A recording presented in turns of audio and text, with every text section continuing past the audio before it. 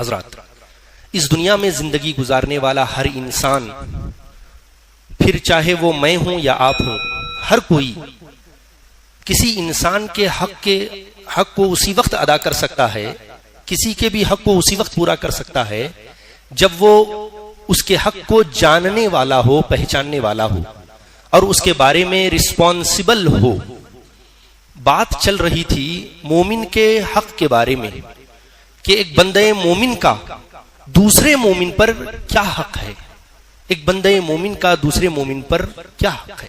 تو حضور علیہ الصلوۃ والسلام، آقائے دو جہاں، فقر کون و مکان، انیس الغریبین، شفیع المذنبین، طٰہٰ و یاسین، مالک حوض کوثر، شافع روز محشر، حبیب رب العالمین احمد مجتبی حضرت محمد مصطفیٰ صلی اللہ علیہ وسلم ارشاد فرماتے ہیں، المسلم اخو المسلم، کہ بے شک ایک مسلمان دوسرے مسلمان کا بھائی ہے، پھر چاہے وہ جس رنگ و نسل کا ہو، جس کسی ذات اور برادری سے تعلق رکھنے والا ہو، کسی ملک اور کسی علاقے میں بسنے رہنے والا ہو، ہر مسلمان دوسرے مسلمان کا بھائی ہے۔ بس اس ایک جملے نے حضور کے سارے رنگ و نسل کی دیواریں گرا دی، سارے خاندان، قبیلے اور نسل کی اونچ نیچ کو مٹا دیا۔ حضور کے بس اس ایک جملے نے سارے ملک کی سرحدوں کو، اس کی دیواروں کو ڈھا دیا۔ بس حضور کا ایک جملہ کہ ایک مسلم دوسرے مسلمان کا بھائی ہوتا ہے، اور اس کا حق یہ ہے کہ ہم سب اللہ کے بندے ہونے کی حیثیت سے، حضور کے امتی اور غلام ہونے کی حیثیت سے مل جل کر رہیں، اتحاد، اتفاق، محبت اور بھائی چارگی کے ساتھ رہیں، جماعت بن کر رہیں، فرد بن کر نہ رہیں۔ اور جب پوری امت جماعت بن کر کے رہے گی تو پتہ ہے کیا ہوگا؟ حضور ارشاد فرماتے ہیں، ید اللہ علی الجماعہ، جماعت پر پھر اللہ کا ہاتھ ہوتا ہے، اللہ کا دستے قدرت ہوتا ہے۔ جب امتیں، قومیں مل جل کر رہتی ہیں، اتحاد اتفاق سے رہتی ہیں، تو ان کی پوری دنیا میں پہچان ہوتی ہے، پوری دنیا میں ان کی طاقت اور ان کی قوت کو قبول کیا جاتا ہے۔ اور جب امتیں بٹ جاتی ہیں، ٹوٹ جاتی ہیں، اختلاف اور افتراق کا شکار ہو جاتی ہیں، تو نہ ان کی پورے دنیا میں کوئی پہچان ہوتی ہے، نہ ان کا کوئی وزن ہوتا ہے، نہ ان کی طاقت و قوت ہوتی ہے۔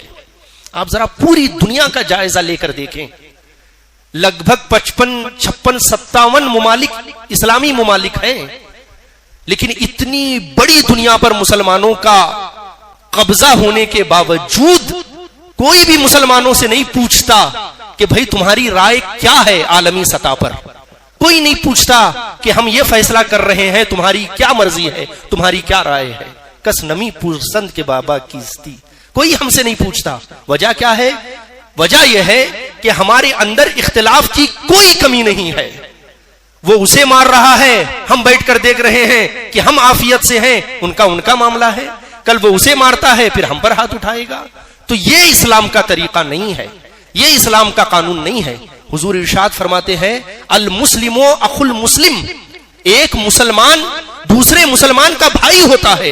اور جو حضور علیہ السلام نے پوری دنیا میں اسلام کا چہرہ پیش کیا اور جس کے ماننے کا آج ہم دم بھر رہے ہیں، وہ بالکل الگ ہے۔ ذرا دیکھیے، حضور علیہ الصلوۃ والسلام کے صحابہ مکہ سے ہجرت کر کے مدینہ تشریف لاتے ہیں، اور جب صحابہ مکہ چھوڑ کر مدینہ ہجرت کر کے آئے تو خالی ہاتھ آئے۔ ان کے ساتھ ان کا کچھ نہیں تھا، نہ گھر بار تھا، نہ کاروبار اور بزنس تھا، نہ کھیت اور باغات تھے، نہ رشتہ داری، خاندان اور قبیلہ ان کے ساتھ تھا، کچھ نہیں، تنے تنہا خالی ہاتھ وہ مدینہ شریف پہنچتے ہیں۔ اور جب وہ خالی ہاتھ مدینہ آئے تو حضور علیہ السلام نے ایک قطار میں مہاجر صحابہ کو کھڑا کر دیا جو مکہ سے ہجرت کر کے آئے تھے، اور دوسری قطار میں انصاری، مدینہ کے انصار صحابہ کو کھڑا کر دیا۔ اور یاد رہے آپ کو، جو مکہ سے ہجرت کر کے صحابہ آئے تھے وہ سارے کے سارے حضور کے خاندان اور قبیلے کے نہیں تھے، اور وہ سارے کے سارے بڑے امیر عزت دار مکہ والے بھی نہیں تھے، اور وہ سارے کے سارے عربی بھی نہیں تھے۔ اس میں کوئی حبشہ کے رہنے والے بلال حبشی بھی تھے، کوئی روم کے رہنے والے صہیب رومی بھی تھے، کوئی فارس کے رہنے والے سلمان فارسی رضی اللہ تعالیٰ عنہ مجمعین بھی تھے. لیکن حضور نے سارے مہاجر صحابہ کو ایک قطار میں کھڑا کر دیا اور دوسری قطار میں انصار صحابہ کو کھڑا کر دیا، اور کھڑا کر کے دونوں کو کوئی بڑی تقریر حقوق کے بارے میں نہیں کی، کوئی بہت بڑا لیکچر نہیں دیا، کوئی بہت بڑا بیان نہیں کیا، اور نہ ہی کوئی بڑی کتاب پڑھ کر ان کو سنائی، نہ ہی ان پر کوئی قانون، کوئی پابندیاں، کوئی ریسٹرکشن لگائے. بس ایک جملہ حضور نے ارشاد فرمایا. پتا ہے حضور نے کیا کہا؟ حضور نے کہا کہ آج سے میں نے مہاجر کو انصار کا بھائی بنا دیا ہے. بس ایک بات حضور نے فرمائی کہ آج سے مہاجر اور انصار دونوں بھائی ہیں. تو حضرت ابو عبیدہ بن جراح حضرت سلمان فارسی کے بھائی ہو گئے، حضرت عبد الرحمن بن عوف رضی اللہ تعالیٰ عنہ سعد بن ربی کے بھائی ہو گئے، حضرت ابو عبیدہ بن جراح رضی اللہ تعالیٰ عنہ ایک اور صحابی کے بھائی ہو گئے. پھر صحابہ نے اس بات کی لاج ایسے رکھی جو حضور نے کہی تھی کہ انصار اور مہاجر بھائی ہیں، اس ایک جملے کی ایسی لاج رکھی اور ساری زندگی بھائی چارہ اور اخوت کو ایسا نبھایا کہ دنیا یہ منظر دیکھ کر حیران رہ گئی. جب حضرت ابو دردہ رضی اللہ تعالیٰ عنہ بیمار ہوئے، کام کرنے کی ان کی حالت نہیں رہی، تو حضرت سلمان فارسی خود جا کر کام کرتے، مزدوری کرتے، اور جب مزدوری مل جاتی تو اس سے اپنے گھر کا سودا سلب پہلے نہیں خریدتے، اپنے گھر کا راشن نہیں لاتے، پہلے راشن لے کر حضرت ابو دردہ کے گھر پر لے کر جاتے. اور جب حضرت ابو دردہ کے بچوں کی شادی کا وقت آیا تو سب سے پہلے اپنے بچوں کو بعد میں، پہلے ان کے بچوں کی انہوں نے شادی کی.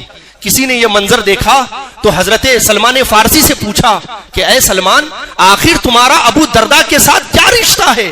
تمہارا ان سے کیا تعلق ہے؟ وہ الگ خاندان کے، آپ الگ خاندان کے، آپ تو یہاں کے رہنے والے بھی نہیں ہو، آپ کا ملک جو ہے حبشہ کیا کہتے ہیں فارس ہے، اور وہ مدینہ کے رہنے والے ہیں، آخر تمہارا ان کا تعلق کیا ہے؟ اب ذرا سلمان فارسی کا جواب سنیے. حضرت سلمان فارسی فرماتے ہیں یہ جو خاندان اور قبیلے کی باتیں ہیں، یہ جو ملک اور سرحد کی باتیں ہیں، یہ سب تم نے بنائی ہیں، اور میرا جو ابو دردہ کے ساتھ رشتہ ہے یہ نبی اکرم نے بنایا ہے.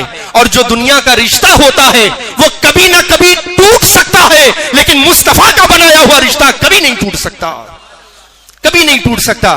پھر حضرت ابو عبیدہ بن جراح رضی اللہ تعالیٰ عنہ کو انصاری صحابی اپنے گھر لے کر آئے. توجہ سے سننا.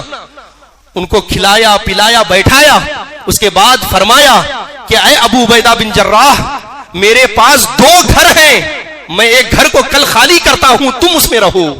میرے پاس 2 باغ ہیں، ایک باغ میں کل سے تم کام کرو. میرے پاس 40 اونٹیں ہیں، 20 میں تمہیں دیتا ہوں. حد تو یہاں سے ہو گئی. کہا میرے نکاح میں 2 بیویاں ہیں، میں ایک کو طلاق دیتا ہوں، عدت کے بعد تم اس سے نکاح کر لینا. اللہ اکبر. کیسے یہ لوگ تھے کہ صرف اسلام کے نام پر اتنی بڑی بڑی قربانیاں دینے کو تیار ہو گئے تھے، اور آج ہمیں ذرا بھی اسلام کے حق کا خیال ہی نہیں ہے. اور اسلام کا حق تو میں نے بہت بڑی بات کہہ دی، ہمیں تو اپنے سگے خون کے حق کا بھی خیال نہیں ہے. اگر سگے خون کے حق کا خیال ہوتا تو صرف دنیا کے چند ٹکوں کی خاطر ایک بھائی دوسرے بھائی کے گریبان کو نہ پکڑ رہا ہوتا. اگر اپنے سگے خون کا احساس ہوتا تو صرف دنیا کی چند فیٹ زمین کے لیے ایک بھائی دوسرے بھائی کے خلاف مقدمہ اور کچہری نہ کر رہا ہوتا، ایک دوسرے کی عزت کو نہ اچھال رہا ہوتا، ایک دوسرے کی قتل و غارت گری کے وہ درپے کبھی بھی نہ ہوتا.